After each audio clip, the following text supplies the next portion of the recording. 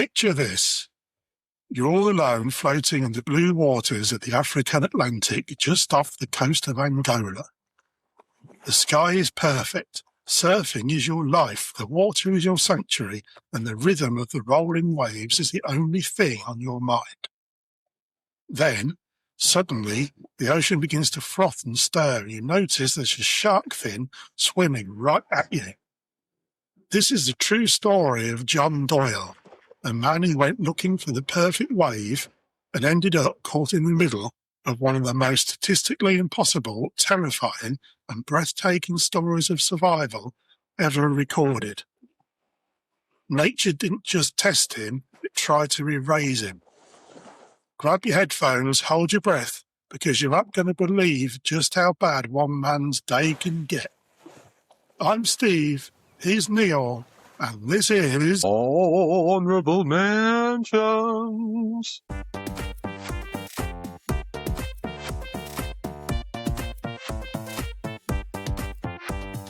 Honorable Mentions. Hello, listener. I was going to ask how you are, but you know what? It doesn't matter. It doesn't matter because no matter what, your day is about to get brighter and better because I'm going to say the magic words you've been waiting for. Hello, Neil. Well, good day to you, Stephen. How are you, please, Neil? I'm very good. I'm absolutely tip-top. Do you know what? This is our 30th episode. Oh, 30th. 30th episode. That means if we're averaging, which we are, if we're averaging around 40 minutes per episode, 40 times 30, yeah, you keeping up with me? I'm doing a very complex calculus here, so stop me if I get too deep for you. 40 times 30 equals 1,200. And if we convert that into minutes, that's 1,200 minutes. Yeah. And there are 1,200 minutes in 20 hours. So that's nearly a whole day filled with nothing but us two jabbering on like a couple of mentally challenged sewage pipes. You can call yourself a sewage pipe if you like. Well, we churn out a lot of crap, don't we? On the other hand, it means we've been handcuffed together in this cellar for quite a while now, and I'm beginning to wonder if those blokes in the balaclavas have got lost on their way back with their McFlurries. Yeah, I don't think you can get the cream-egg ones now, can you? I think they're late. Yes, I'm beginning to wonder whether they were genuine they've or been not. melted by now anyway, wouldn't it? Anyway, hello, 30th episode. Hello. While we're waiting, I'll tell you another story from my annals. From your where? Shall I? My annals. Your anals. My annals, my historical annals. For us again. I mean, that'd be interesting, please, Stephen. I'll tell you, this isn't a boring story, actually. This one is about a young chap who was... What do you mean boring? Took a while to sink in, didn't it? That story's not boring. No, they're not boring. That'll make them interesting. I mean, yeah, but they're interesting. We're trying to retain the listener, not have them think, oh, yeah, he's right. What am I doing with my life? Yeah, it's a good way of spending 40 minutes of your life. What am I doing with my life? Driving around, the music's shot on the radio, and they're repeating the same song every 5 songs and adverts for other rubbishy things. Listen to this instead. This one is all about a young chap who was having a jolly nice day, indulging in his favourite hobby. Stamp collecting? Painting? No, but you're close. Close. Punching pigeons? Surfing. He is a surfer, but not windsurfing. Just ordinary surfing. Wave surfing. Yeah, he's not like some insufferable prick with a roof rack on his Tesla, but proper surfing. You said prick. Like? I did. And I stand for that prick. This is proper surfing. Like, you ready? That barrel ride was gnarly, dude. That's the kind of thing surfers say. Okay. What I'm trying to do there is build empathy, build rapport with the surfing public. They might be listening. They might be listening to this while they're on the surfboard. So, are you sitting comfortably? Yes, I've just adjusted myself. Then I'll begin. The name of our surfer was John Doyle. It shouldn't be a surprise, because we mentioned that in the intro. And he was from Denver, Colorado, in the US of States. America, yes. But for the purposes of today's surfing activities, he was splashing around in the African Atlantic Ocean off the west coast of Angola. Why? Because that's where he was. He surfed a long way then, didn't he?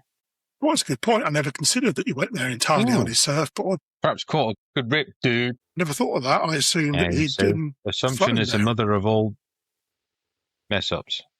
That's a very good phrase. You thought like yourself? It's close to necessity is the mother of all invention. And that could be what you were thinking of. But I doubt it, otherwise you'd have said that. I would have done, yeah. Despite being a young man, Neil's not, well, you are a young man, but despite being a young man, John was an experienced surfer. Ooh. He was athletically built, with short light brown hair and early 90s grunge-type stubble on his chin. Can you picture him there? I'm trying to work out the early 90s stubble on the chin. What's all that about? Is that like George Michael from Faith? No, more like Kurt Cobain. Okay. Scruffy beggar then. Yeah, he was there and he's out in the ocean there with his Hawaiian shorts on, ready to catch a wave, cowabunga dude. It was autumn or fall, if you're an American. What's happening? All the leaves are falling off the trees. What should we call it then? Fall. It was autumn in 1993, which is a far better term, autumn, and he was totally alone out there in the water, feeling the warmth of the 35-degree heat on his back and shoulders. Perhaps other people might have been thinking, he might think to himself, oh, no one else is out here. Do you think it's all right to surf here? That's what I would think. Well, we'll come to that, Neil. It's a good observation, and you've skipped ahead. I'm just thinking ahead. I'm always like 2 or 3 beats ahead of everybody, Steve. That's how I am. Just how I roll, baby. Yep. I was ahead of the game. Anyway, Neil, 35 degrees heat on his back and shoulders. That's Celsius. So what's that in Fahrenheit for our American? 120. No, okay. Lower. 10. Higher. 52. 60. Higher. 100. Oh, close. A little bit lower. On a 80. round number. No. Say 95. 95. So just like you did. 95 degrees Fahrenheit if you're American and want to make things unnecessarily complicated. You've played your cards right there, Neil. 95. Yep. Not only were there no other surfers, but even on land, the only sign of humanity was John's own 1973 four-wheel drive Land Rover, which he'd parked up right on the sand of the beach. I thought you were going to say like a Beetle or something, because that's what they're into, not? Well, like it's a VW van or something like that. But no, he got a Land Rover because he's out there in Africa. Right, okay, with a dream catcher in the front window. And his surfboard upon the top was where it would have been. But it wasn't at the moment because he was with his surfboard in the water and his Land Rover was parked on the beach of the sand. Enjoying some rips, dude. So when he got back in the car, of course, and it was that hot, it had touched the steering wheel and it felt like it had been baked in Satan's own arsehole.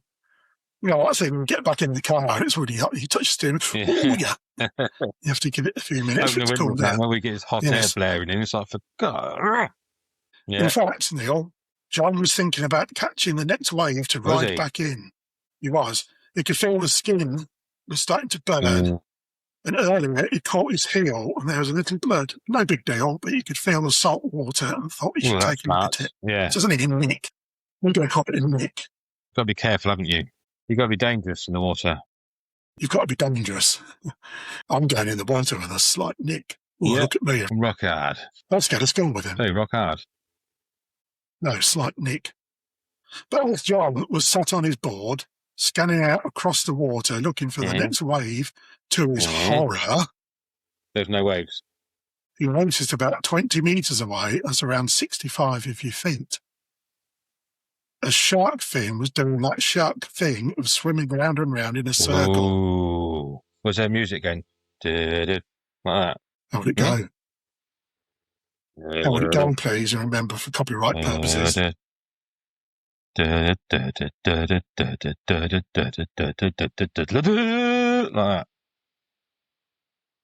You're not telling me when John was sat there in the ocean and he saw that shark fin, that wasn't every time I go, head. If anywhere near the sea, that music comes in my head. Even though you're only about 2 inches of water in Stanton. Of course, Neil, apart from the John Williams music, his first thought is to get out the sea immediately. But he has that cut on his heel.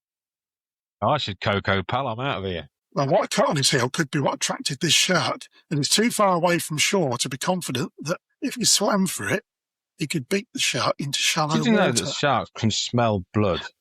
Over a mile, I believe. In a previous episode, Neil, do you recall, we spoke about Batman? His back We did, piss. didn't we? And we spoke about his back piss in his Yeah. utility belt. And we also spoke about the incident with his shark repellent spray. Yeah, no, that rubber shark got hold of him, didn't it? Yeah, it did get hold of him good, Yeah. that rubber shark, didn't it?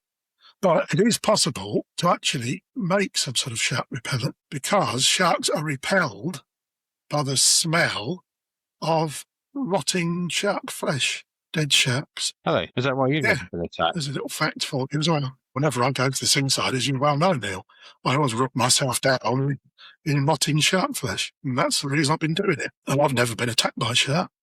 Not likely to happen in our area, is it? Because we're not near the sea, but it's still a worthy process, I suppose, to do it. That's a good point, isn't it, as well? All these people who get attacked by sharks and things. No one's ever been attacked by a shark whilst walking down the high street in the middle of Peterborough, exactly. have they? Because No. it doesn't happen. Yeah. That's only a lone shark. Ha, ha, ha. Thank See you. what he did there? Back into the water. Splish, splash, splish, splash, splish. That was very good. It put me at the scene straight away. That was my sound effects for the listener to bring us back into the water. With his heart pumping a mile a minute, John decided that his only hope is to pray for that next big wave and to surf it. That way, he'll stay out of the water. It's much faster. He'll get to shore and it's all going to be fine. I think, like I said last week about trying to lure animals in, I think a lot of the time, if you just put your fingers together, like and make a little O with your finger, thumb and index finger, that lures a lot of animals. And I think you could win favour with a shark by doing that. Yeah, he didn't really want to win favour with it. He was trying to get Well, out if you his win way. favour with it, it could give him a lift back to shore. You don't think these things through, Stephen, do you? Well, next time I'm in a field with you and there's a bull charging us across the other side of the field, if you don't mind, I will continue running and leaping over the wall. Well, you can stay in the middle there, make your little ring symbol with your finger and try and coax the bull. Yeah. Like that. Yeah, if you're all right, I'll just carry on running. Anyway, Neil, stop interrupting, because John continued to keep his eye on the circling shark fin that was still 20 metres away. And he also looked closely for any swell coming towards him that might be big enough to allow him to surf ashore. After only a minute or two, John did see that swell coming his way, and it seemed like it would be perfect for the final wave to take him in. So he turned himself around so that he was facing the sandy beach, the vegetation and rocks of the Angolan shore. Then, like he'd done 1,000 times before, he lay down on his stomach and began to paddle his board towards the land. All the time he's anxiously checking, of course he is, all the time he's anxiously checking back where the shark is. It's not going to be casual about it, is he? So all the time he's anxiously checking back where the shark is and looking for the swell to see when it's going to come up and when he can stand to ride the wave. No, see, what would worry me is if he didn't see the fin, then you'd be like, uh-oh. Eventually, after what seemed like hours, the swell was with him. As John readied to stand on his board, he looked into the clear water and saw that the giant, evil-looking shark was right there beneath him. Ooh. Snaking through the water with an ease that sent a shiver running down John's spine. The thing was colossal, much bigger than him, and it even dwarfed his 7'2" surfboard. That's 2.18 metres, if you need the metre equivalent. So when you said about the fin disappearing, it did disappear. And then the shark was right underneath him. And you see, that's when he needed the technique. Or it was going to need a bigger boat. Yeah, it was all right. It's not Jaws. So I did that. I knew that one. Yes, you did know that one. The fear gave John a sudden surge of adrenaline, and he jumped up onto his board. Steadily, he stood upright and was stable. Yay! He was surfing. And more importantly, his plan worked, and he was riding this wave away from the shark. He felt the excitement course through his veins, but then, whether it was the adrenaline rush, whether it was just a momentary lapse, the nose of his board suddenly dipped just long enough to catapult him into the water. For goodness sake. He didn't ride that swell well, did he, dude? As this big wave was churning him over, John grabbed hold of his surfboard in the frothing, bubbling water. He waited for the moment he knew would come when the ocean calmed again and he could climb back on his board and be away. But before the wave even stopped tumbling him over, Neil, John suddenly felt a searing hot pain in his calf. Oh, was he taking the cow with him as well? A baby cow he had with him. That's talent, isn't it?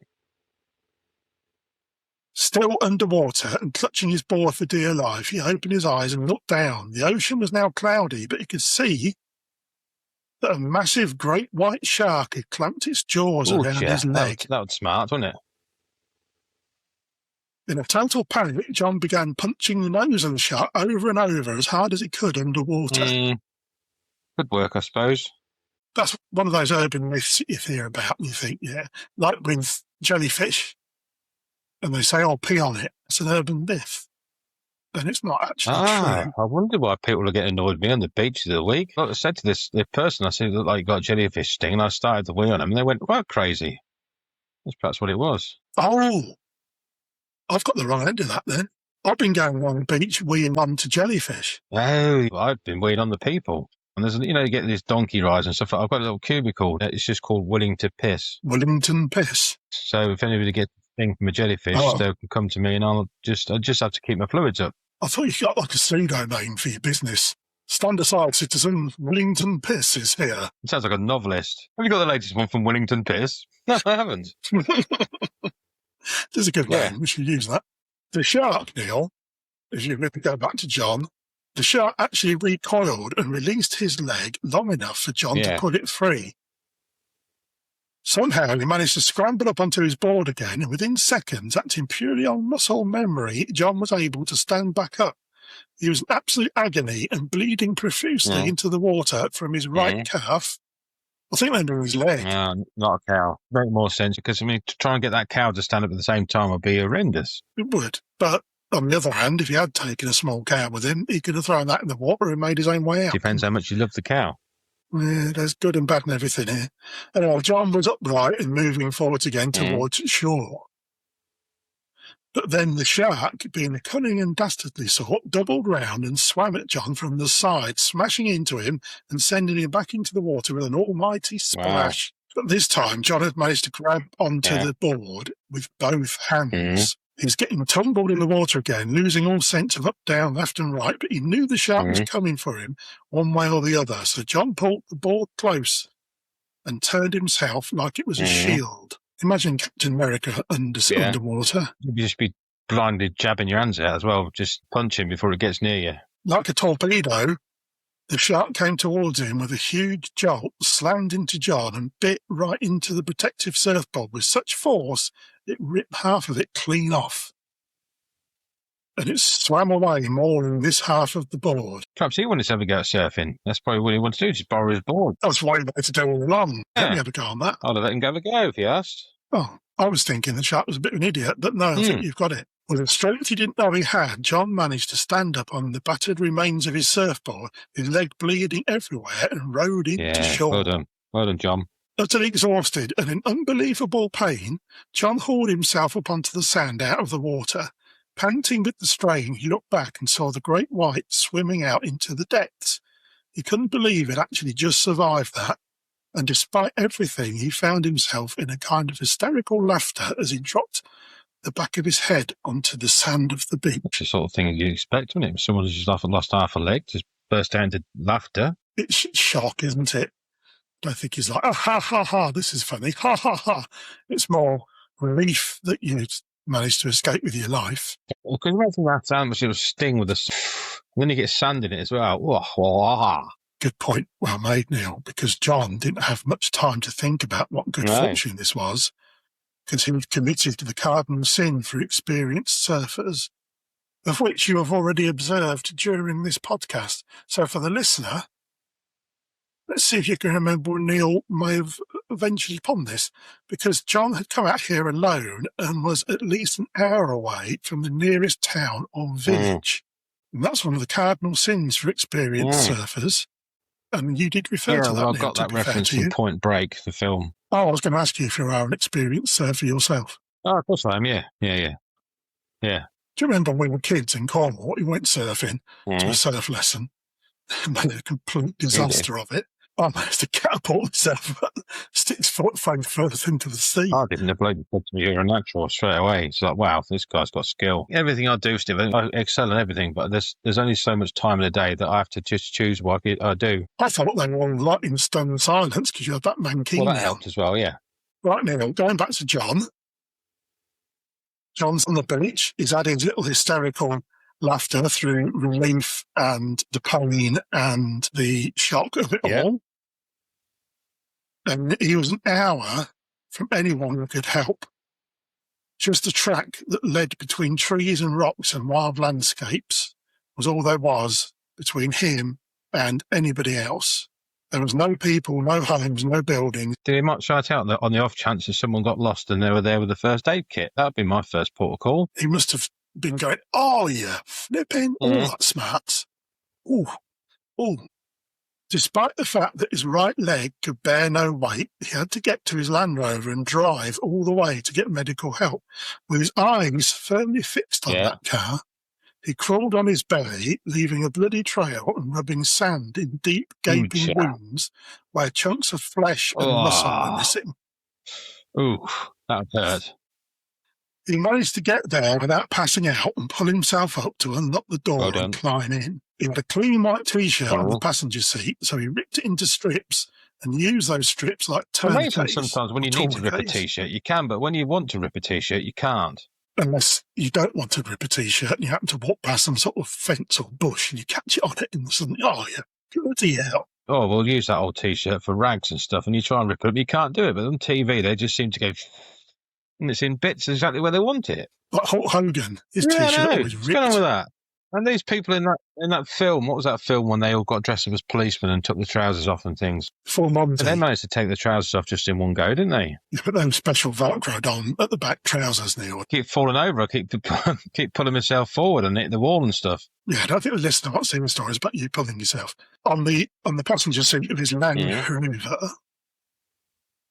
he ripped his T-shirt into strips and used those strips like tourniquets, wrapping them tight around the top of his leg to try and cut off. That's the first thing to do. Best idea. Good lad. Well done. Wrap them round tight. Yeah. Yes. Between the wound and your heart is where you apply the tourniquets. Yes, that's a lesson for anybody who didn't know. Yes, we provide a service. But the damage was so bad, despite putting on multiple very tight tourniquets, it wasn't doing very much. And he was still losing blood at a pace that would likely kill him before he got into town. Well, that's a tough one. And he had to drive this car using the pedals. Probably put my leg in a bucket and then drink the blood back. Okay, so far your survival tips include having a bucket to hand where you can put the blood in and drink. Put it back in the body, and doesn't it? to make a little O symbol with your fingers and try and tempt the creatures. So just do it now. I've got loads of animals outside the front of the house. John hadn't just survived all that to give up and die in the driver's seat of his car, Neil, so he turned the ignition, clenched his jaw against the pain, and reversed the hell off of that out of here, dude. As John sped along the road, he began to feel very lightheaded. Between the excruciating pain and the extreme heat, he became alarmingly dehydrated and weak. But he'd done it again, hadn't he? What? He committed another cardinal sin. Didn't take any fluids with him. He'd not bought enough drinking water. Well, it sounds a bit of a plonker. And all that was in the Land Rover was an empty canister. Well, we ain't it. Drink that. Another one of our survival tips. Looking around, all he saw in every direction was just barren African savanna with no people and no water not anywhere. Even a coconut. Not even a Coca-Cola, not even a coconut. But just as his head was starting to droop and he was having a really hard time focusing, he noticed something up ahead, like a mirage that made him doubt his own eyes. But there was a copse of trees with a little creek running through it. Nice. John stopped hard, gingerly swung himself around out from the vehicle and dragged his injured leg behind him on his way over to the water. Yeah. Once there, he immediately lay on his stomach and plunged his face into the cold, cool, clear water. He felt his heart rate start to slow. He felt the heat leave his head, and he felt the fresh liquid fill his mouth, rehydrate his throat and his tongue. That's nicely put, Stephen. And he started to think, hey, I'm going to make this. But right as John was feeling a new sense of optimism, that immense pain on the right side of his body intensified, as if to remind him he was still a long way from safety. Yeah, he was. Because he was. Safety, wasn't he? But then he began to realise, Neil, rather curiously, he began to realise that the pain shooting through his right side wasn't so much down by his calf, but up by his ribs. With a little bit of strength he had, he turned his head and found himself eye to eye with a male lion. Wow. So he knew it was a male one. I suppose because they've got the mane, haven't they? Yeah, it wasn't examining its gentleman's floppies. This lion was big and mean and growling, but it wasn't about to burst into jazz hands and just can't wait to be king. This was one of your proper lions. It had also taken a hefty bite out of John's side, because there he was, laying there with blood everywhere, which probably would have attracted the lion. Yeah. And the lion thought, lunch. I thought the females did all the hunting. He didn't have to do much hunting, did he? There it was. It's like when you walk down the street and you come across a pepperoni. And I've told you lots of times not to pick them up and eat them. I'm surprised they're nutty. I would have thought they'd been a bit more spicy. Oh, you've not been eating those thicker pepper. They're not pepperamis, Neil. I've been telling you about those. Have you been able to fight off people, try and beat you to it by putting them into a bag? Pick them up as soon as they see them, and it's like, hey, what are you doing with that? It's good food, that. Usually, do these people have dogs? Yeah, they do. Yeah, I'll tell you about that afterwards. Anyway, what a day John's having. Imagine already dealing with the pain of a broken, lacerated leg, and now you've run into another apex predator who's smashed your ribs and torn away your flesh. You think to yourself, well, it's not my day, this, is it? It's not your day. This is turning out rather a bad day for me. The pain was unimaginable, but for John it caused this unbelievable surge of adrenaline. He grabbed a stick and he began hitting the lion, who, in turn, locked down hard onto his ribs. Told you. After a frenzied few seconds, the lion backed up a few feet, his yellow eyes still totally fixated on John, and then it started growling again.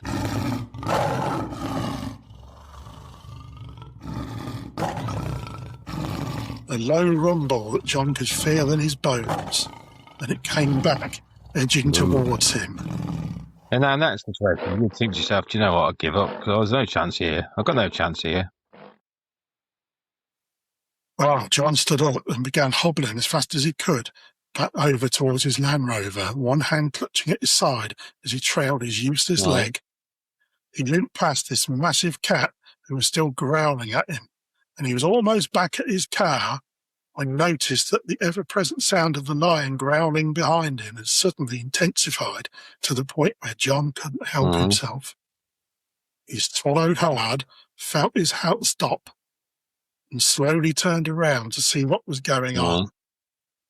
And when it turned around, he saw there was not just one lion anymore, but an entire pride that had formed a semicircle and were now all staring at John, unblinking and inching forwards. I would actually physically have pooed myself.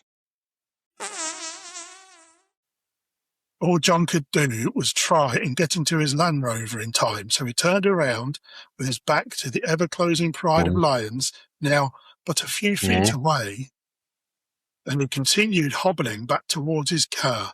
The lions began swiping at him, slicing into the back of his legs and cutting his arms open, like being slashed with a dozen razor blades, each wing stinging with a new ferocity, but somehow John remained on his feet and shuffled forward. Then at the precise moment when the lions were about to pull John to the ground, he got to the door, opened it up, jumped inside and shut it. Outside, the lions snarled and roared and bumped and rocked and scratched his vehicle. I bet they went, oh, damn. John went to grab his keys and start the car. Uh-oh. Did he have a hole in his pocket and his keys fell out? And that's when he realised he didn't have them. He frantically patted himself down, looked about the cab as best he could, but when he turned and looked outside, he saw his car keys on the ground, glistening in the sunshine. He was done for. If I was one of those lions, I'm let it just lay there, glistening in the sunshine, I'd have picked it up and just twirled it round one of my claws. You're going... Everything we've been through in the last few hours, John knew there was no way he could get those keys without getting ripped apart in like the with the process. shark, perhaps the lions needed to go to the shops or something. They was asking for a lift. So he nudged him to say, can we get in? And he's obviously hitting the lion. The lion's like, oh, I was only asking you a question. And now the lion's got the keys and thinking, no, you're having it back now. Yeah, do you want that leg sorted? Yeah. We can drive you. He resigned himself that his young life would end in immense agony, losing litres of blood while trapped inside that stiflingly hot Land Rover. Then, Neil, because it didn't end here, 30 minutes later, he was startled from drifting in and out of consciousness by an almost explosion type of sound coming from somewhere out of his vehicle. The A-team turned up. Then it happened again and again. As the bangs got closer, the lions became so startled they ran away. Then John heard what sounded to him like a flurry of camera shutter noises, but before he could figure anything out or make a dash for those keys, he passed out. No, what a time to do it. And do you know what? What? Tell me.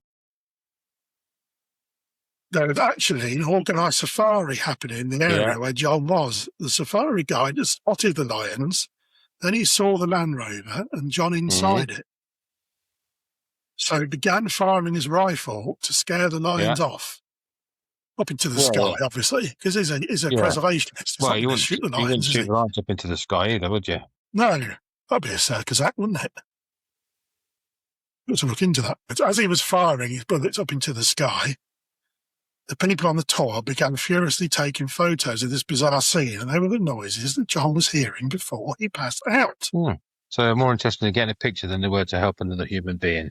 Once they could be sure that the lions were well and truly gone, the tour guide and all the people on the tour pulled John out of his Land Rover and arranged for him to be taken to hospital as a matter of urgency. Doctors and nurses there had to give him 250 stitches to his various shark and lion wounds. Yeah, it's a lot, isn't it? Well, we're going back again here now, back to earlier in the podcast when we remarked upon the fact that John was in the sea. Do you remember this bit? He was bit by a shark. There he was in the sea. He was bitten by a shark. But before he was bitten by a shark, he looked down, didn't he, into the ocean waters, and he saw the large shark, and you said, he took time to measure it. Well, he didn't, Neil. He didn't, because from the bite wounds, the great white shark that attacked John was estimated to be around 3 metres long, which is around 9 feet and 10 inches. He's a big lad then. He was a big lad. So when they said, it took time to measure it was 3, he didn't. They just deduced that from these wounds. Do you want to help you on me? No, I sent a list to the story. You sent a list to the story, would you? Okay. John, he would make a full recovery, and to this day has the broken half of that surfboard hanging on the wall of his California office to remind him how lucky he is to be alive. What about a lion's bit? Have you got a bit of a lion's mane or a bit of an ear or perhaps a picture of a lion? He keeps that surfboard, that broken surfboard, right next to his Welcome to Northampton sign to remind him how lucky he is he doesn't live there. He's laying there on that beach with salt and sand in his lacerated leg. Well, it could be worse. It could be Northampton, he was thinking. But to this day, he has a phobia of lion bars. Does he? Yeah, he can't go anywhere near a lion bar. No, I'm the same. They're not all they're cracked up to be, are they? And he has to stand up because he can't be lying down. Right, And he has to tell the truth. He can't be lying. Because he can't be lying. I suppose he's limited to his dancing because you can't do lion dancing. Well, I think we've got the main part of the story. We'll let it lie in there. We'll draw a line underneath it. We take pride in these. Yes, hey, there you go. The listener must be thinking, these boys. That was a remarkable story of John Doyle.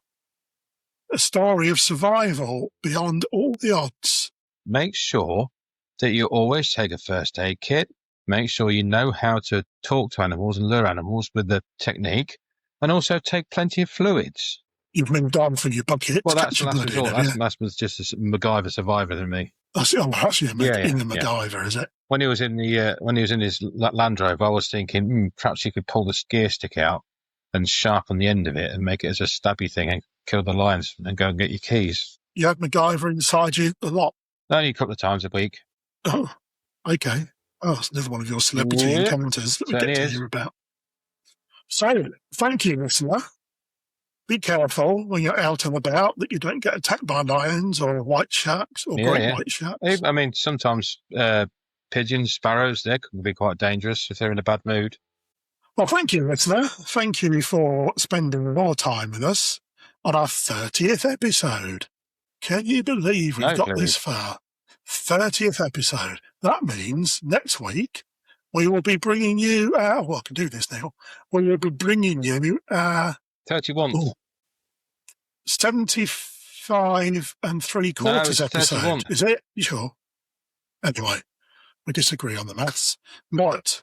Thank you, listener. Join us again next week, where we will be bringing you more hilarious tales from history. And, well, not that the tales are hilarious, because that wasn't hilarious at all, poor old John. But the way we like to think the way we put them across to you. A manner that can be easily digested. So, yes, look out for us on your social medias. Please do. And also, if you want to get in touch, you can do so at honourablementionspod@gmail.com. We really, really, really, really do appreciate your support. When you've just passed 1,000 listeners, imagine that now, 1,000 people. Just send us a comment. Just send us a thumbs up. Just something to say you're out there and we know you're there. And I can sleep better at night, knowing that you're all safe. Thank you for listening to the utter drivel that we churn out. But goodbye, and we'll see you again next week for more Honourable Mentions. That's a good one. Bye. Oh, hello there. Thank you for listening to Honourable Mentions Hilarious History. Your support is truly appreciated, and you can believe me because I'm a totally trustworthy lion, not at all the sort to go swimming with a fake shark fin and a snorkel and then follow someone back to a watering hole. That's just contemptible behaviour, and I am a gentleman, not at all interested in such an underhand enterprise. And anyway, you can't prove I was there. Now, I'd like you to subscribe to the podcast so you don't miss any future episodes. That would be extremely kind of you. Honourable Mentions is an Uncover Brothers production and is researched by Stephen Webb, nice and chunky. We'll go down a treat with a bit of Branston pickle. Probably. Not my thing. Obviously, speaking of which, the theme was written and performed by Pepe and the Bandits. I'm told that if you use some floss to remove their platform boots and glitter makeup from between one's teeth, they are truly superb. Please give them a listen wherever you stream your music. Thank you. I am off for some lion around. Get it? Lion? What do you mean they already did that one?